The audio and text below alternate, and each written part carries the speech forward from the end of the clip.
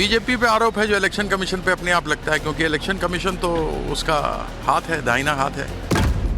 मुझे हमेशा डिसरेस्पेक्ट किया जा रहा था।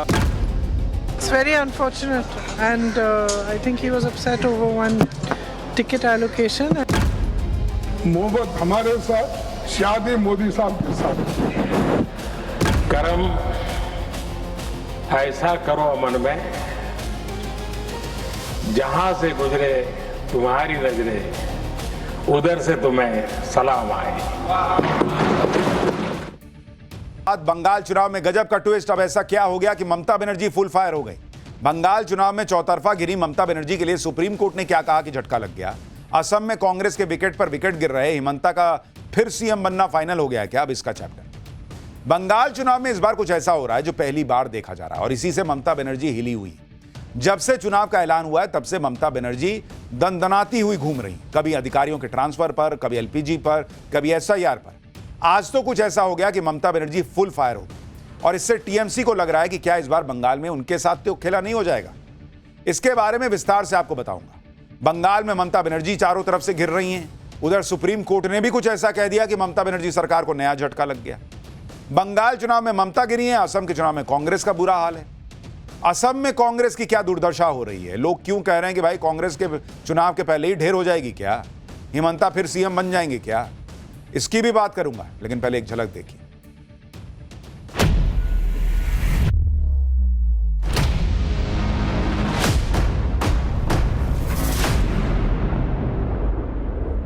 बीजेपी पे आरोप है जो इलेक्शन कमीशन पे अपने आप लगता है, क्योंकि इलेक्शन कमीशन तो उसका हाथ है, दाहिना हाथ है।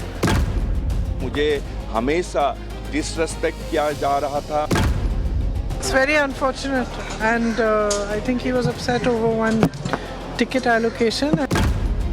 मोहब्बत हमारे साथ, शादी मोदी साहब के साथ।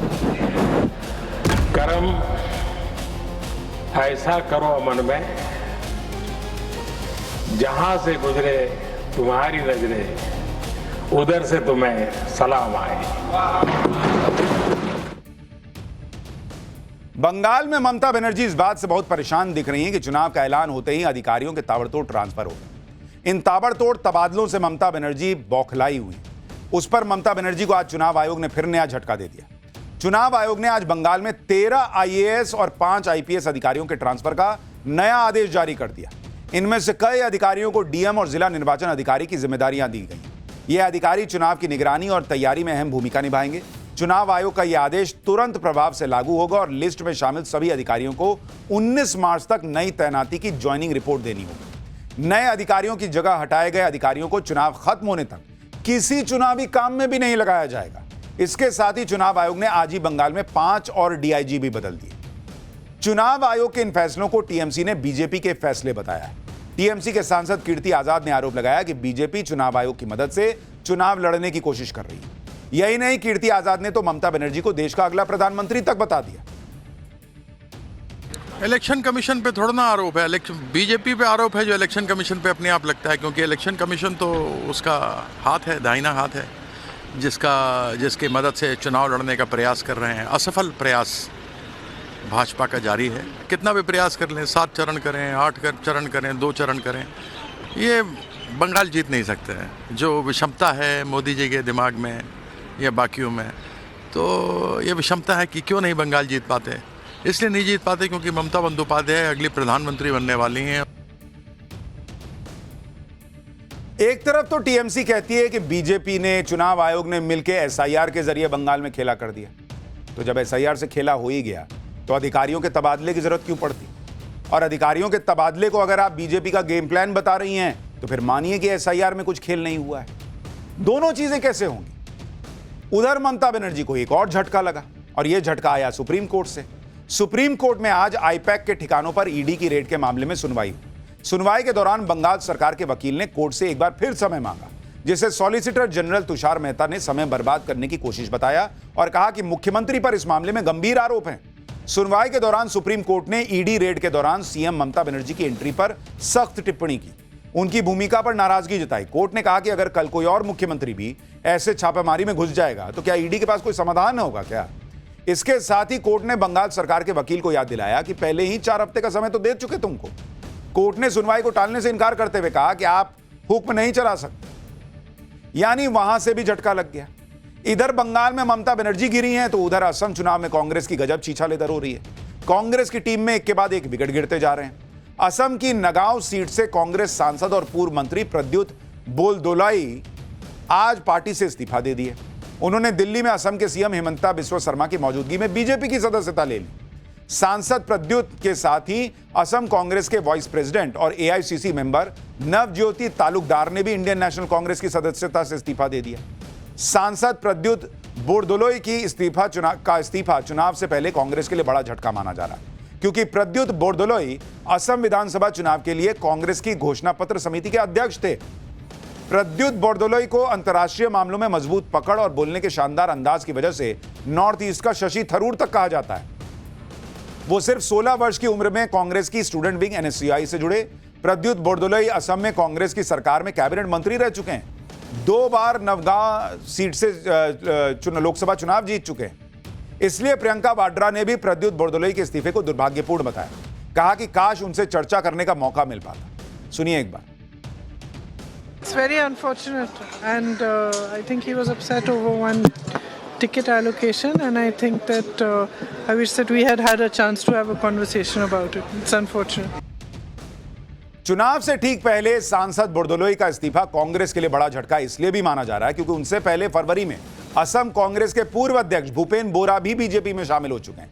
असम के इन दोनों दिग्गज नेताओं को असम में कांग्रेस के सीएम कैंडिडेट गौरव गोगोई का राइट और लेफ्ट हैंड माना जाता था। अब बताइए, राइट हैंड भी नहीं रहा, लेफ्ट हैंड भी नहीं रहा, तो पार्टी तो शोले फिल्म के ठाकुर की तरह हो गई। फिर अब ये दोनों कांग्रेसी नेता असम चुनाव में बीजेपी के लिए वोट मांगते नजर आएंगे। बताइए, बीजेपी ने यह कहकर राहुल गांधी की टेंशन और बढ़ा दी कि अगले कुछ दिनों में कांग्रेस के कई सारे बड़े नेता बीजेपी में शामिल होने वाले हैं। बीजेपी ने इसके लिए कांग्रेस के राजतंत्र को जिम्मेदार ठहराया। असम बीजेपी के अध्यक्ष ने 2 टूक कह दिया कि अगर राजा जैसा व्यवहार होगा तो प्रजा तो नकारेगी। सुनिए एक बार। कांग्रेस में कोई स्वाभिमानी आत्मसम्मान वाला जो लोग है वो आज रहने का वो परिवेश नहीं रहा है, तो इसीलिए आज एक एक करके भूपेन बोरा जी के बाद फिर अभी प्रद्युत बोरदोलाई, फिर कई सारे बड़े नेता अभी अगले 2-3 दिन में पार्टी में शामिल होगा। राजनीति अगर वो लोग तुष्टीकरण का करेंगे, वोट बैंक का करेंगे और डायनेस्टिक जो उनका वो रहता है, वो अगर रजा जैसा व्यवहार करेंगे तो प्रजा उनको नकारते हैं। बंगाल और असम में मचे सियासी घमासान के बीच आज लोकसभा से अलग ही तस्वीर सामने आई। जिस बजट सत्र की शुरुआत हंगामे और बवाल से हुई थी, उसी बजट सत्र में आज राज्यसभा की कार्रवाई के दौरान शेरो शायरी चली, हंसी ठहाके गूंजते सुनाई दी। दरअसल आज राज्यसभा में कार्यकाल पूरा कर रहे 59 सदस्यों को विदाई दी गई। इस दौरान राज्यसभा में नेता विपक्ष ने कहा कि पहले पीएम मोदी अपने भाषणों में शेरो शायरी बोला करते थे, आजकल नहीं बोल रहे। पीएम मोदी ने भी खड़गे की इस डिमांड को शायरी सुनाकर पूरा कर दिया। सुनिए एक बार। आदरणीय खड़गे जी अपना विदाई भाषण में एक अपेक्षा व्यक्त की, तो मेरा भी दायित्व तो बनता है कुछ अपेक्षा को पूरा करूं। वैसे मैं शेर शायरी की दुनिया का व्यक्ति नहीं हूँ, प्रतापगढ़ी का काम है।